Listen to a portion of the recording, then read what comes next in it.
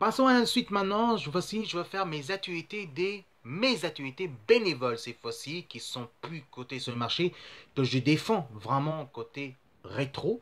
Donc que ce soit les comics, que ce soit les DVD, que ce soit aussi les jeux vidéo. Et là, cette fois-ci, c'est DVD et comics.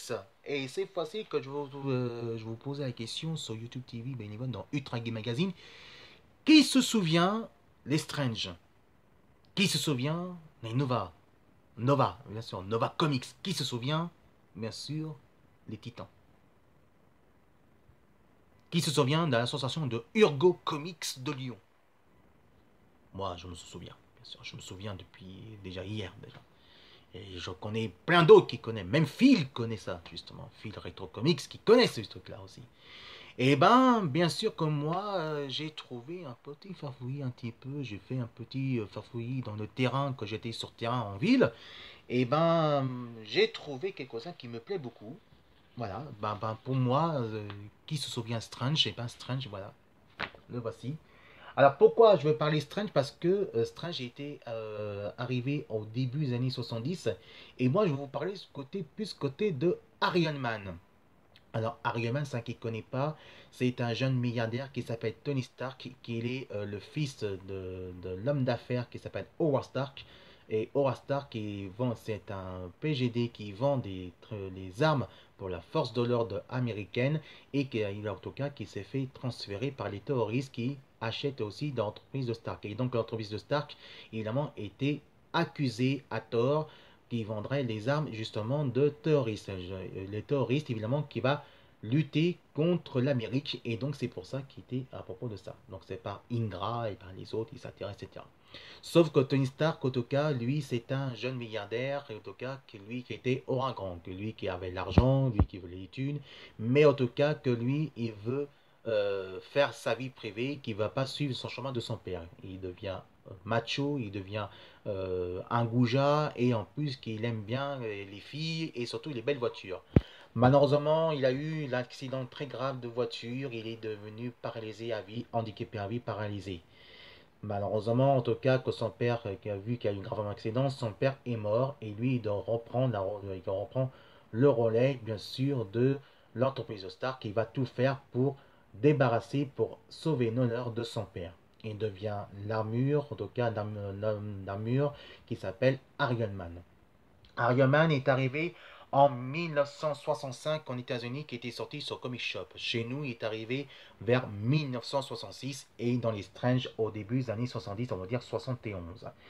Et donc, on peut dire carrément que Iron Man était le premier aventure et le premier super-héros le plus important côté de l'arme de défense de l'armée de force et surtout suivi côté de Millican et surtout dans l'armée de force protégeant américaine et partout dans le monde.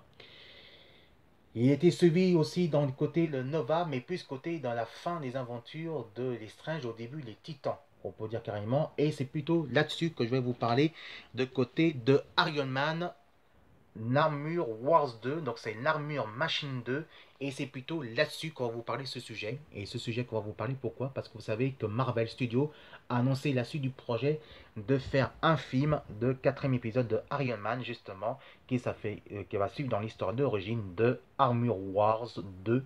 Donc ce sera là-dessus qu'ils vont parler, qui va sortir couramment en 2020 si tout va bien. Et ça sera peut-être encore Robert Downey Jr. qui jouera dedans. Voilà à propos de ça. Bon, pour moi, les comics en VO, cela-dessus, il est vraiment génial. Et ça, je peux dire carrément que c'est vraiment super. Regardez la couverture, il est vraiment génial. Donc, je vous montrerai un séjour un peu plus tard, bah, si vous voulez, maintenant. Ah, voilà. Donc, vous voyez, donc c'est le même dessin de côté de qu'on voit dans les Strange. Et bah, regardez, c'est le même dessin qu'on voit là-dessus. En tout cas, moi, je vais pas faire en VO parce qu'en VO, en tout cas, il est vraiment très bien et franchement, c'est bien écrit et c'est beaucoup plus précis et c'est plus normalement correctement à propos bien écrit, même si c'est dans l'esprit de Retro Comics. Ensuite, il y a évidemment The Avengers, les Avengers Infinity, que ça va suivre plutôt dans cette aventure-là. La fin de Civil War et le début de Armor Machine 2, en tout cas de Armor War 2, en tout cas qui va arriver suivi dans le prochain épisode de Iron Man. Cette fois-ci, Marvel Infinity, cette fois-ci, Avengers Infinity qui sortira couramment au mois d'avril.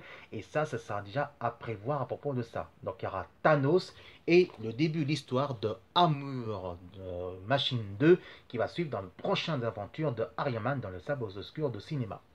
Ensuite, pour moi, j'ai acheté le DVD The Flash. Flash est la première saison d'intégrale avec j'ai acheté en tout cas chez mes amis de bien sûr de Cash Express. Salut Tchèque, salut Stéphane, salut Tchèque. Les Bobby, je vous dis à très bientôt et peut-être lundi pour voir les aventures, pour voir comment on pense à propos de ça. En tout cas, j'ai hâte de voir la deuxième saison parce que moi j'ai en train de regarder la première saison et j'ai beaucoup adoré et surtout la VO, il est vraiment le top, beaucoup mieux à la version française. Et franchement, je perds beaucoup moins de temps qu'au DVD que regarder la télévision et j'ai hâte de voir la deuxième saison. Moi, quand je rêve à voir la première saison, c'est Supergirl. Alors j'espère que Supergirl, ça sera vraiment génial en VO aussi parce que moi j'ai regardé sur Série Club en VO, j'aime bien voir Supergirl en DVD intégrale. En tout cas, qu'on peut dire carrément, Flash, j'adore. Et moi, j'ai hâte de voir la deuxième saison parce que je suis un vrai fan. Ensuite, on va parler Underworld 2. Pour moi, Underworld 2 est pour moi le meilleur épisode. C'est vrai que le premier était plus suivi là-dedans, qui est plus proche côté comics fantastique. Mais quand même, qu'on peut dire que on peut dire que Wonder Woman 2, pour moi, c'est le meilleur épisode. Alors, je vous rappelle que Wonder Woman 2, c'est une jeune fille qui s'est fait mordre par un vampire, le maître Dracula, et que devient sa fille préférée, mais que ça lutte contre le loup-garou et les vampires. Bah oui, parce que les loups-garous et les vampires sont en guerre, et donc c'est pour ça que Underworld, elle, va tout faire pour empêcher, sauver côté son clan des vampires, mais elle devient justicière qui a vu les trafics entre les vampires et les loups-garous. En tout cas, ce film, il est vraiment très bien et c'est vraiment le top. Et puis, pour terminer, justement, eh ben, on va parler The Amazing Spider-Man 2, en tout cas, avec Electro. Donc, Electro avec Jimmy Fox qui joue dedans. Et franchement, regardez, bah, pour moi... il est quand même plantage qu'on peut dire carrément. Hein. En tout cas, le film de Spider-Man, The Amazing Spider-Man 2, il est vraiment le top. C'est vrai que sauf que c'est dommage que Electro, au deux cas, qui a un peu plantage, mais le film est plutôt plus proche côté les comics. Vivement qu'il y aura peut-être la suite qui va arriver très prochainement. J'espère qu'il y aura une suite. Et rassurez-vous, oui, je suis au courant qu'il y aura bien sûr, évidemment, le film animation de Spider-Man. Donc enfin bref, en tout cas que moi je vous conseille plus regarder en VO parce qu'en VO il est beaucoup mieux et à propos de ça.